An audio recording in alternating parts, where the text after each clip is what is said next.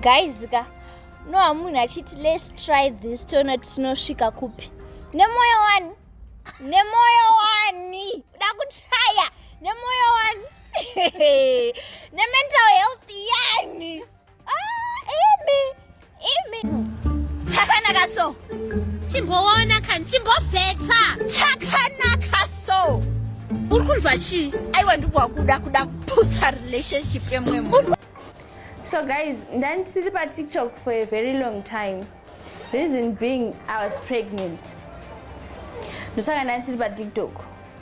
Ofichi muridzo wemimba akaramba nhumbu. Taiwirirana zvakanaka. Asi pandakazoita nhumbu apa ndakumuudza kuti ini ndine nhumbu. Akuramba mimba yake kuti aiwo mimba iyoyo ndandizive titi mongovazivawo vakomana zvavanoita. Yeah man. My name is Blessing Lakama aka Mr. Blue. Nas tawe yangu ni nyaya iri kupisa zaizvezi. Nyaya yembeba anonzi Ritz McClash. I'm sure ndi TikToker actress. I think sekutenda kwaziri kuita nyaya yacho ndo believe kuti vamwe vasikana out there vari kuwanawo lesson ravari kuona mazviri. Musikana munhu akapisa zvakazova nemagumo azvo ekuti kubvira kuya kwanga kwachipera manje asara iye chaiye. I think chimwe chinhu chatofanira kuziva isu semayouth, especially vasikana, kuti pane time yaunobvira, and if you fail to use opportunity iyoyo nenzira yakanaka zvine magumisiro azvo.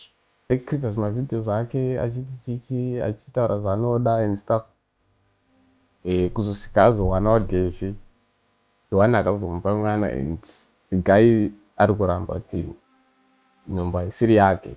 So imi nangu semaonero angu hazvisiri right kuti vakomana vatambe vasikana vanenge vachitambisa.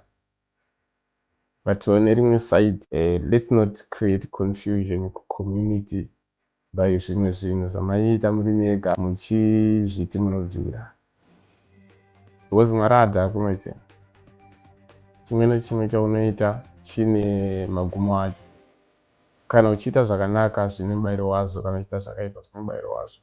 I think vasikana vamwe mawana 1-2 chamadzidza mazviri. Because like now Devi wacho atori somewhere and he is enjoying.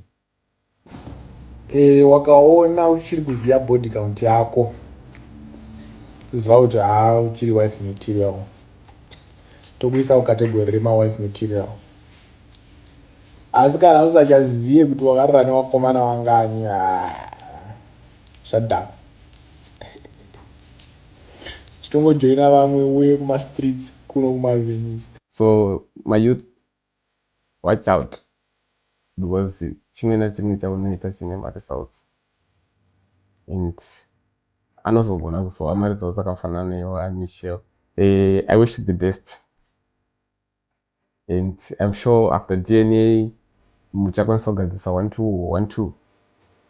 And chimwe futi chinhu chandada kuudzawo vasikana out there or masingle mom ndechekuti usarasa focus all because munhu akuti mwana ndimodewo mwana asiri wangu. Try kucreate ground rako iwewe udzidze kushanda, and you have to face whatever chinenge chauya. Yeah, I think ndo the best solution. Ungaenda pa social media uchichema kuti what but hazvina solution yazvinokupa. Unogona kuratidza upenzi hwako kana kuratidza vanhu rimwe side vavanga vasingafani kuwana. Let's not show our stupidity pa social media.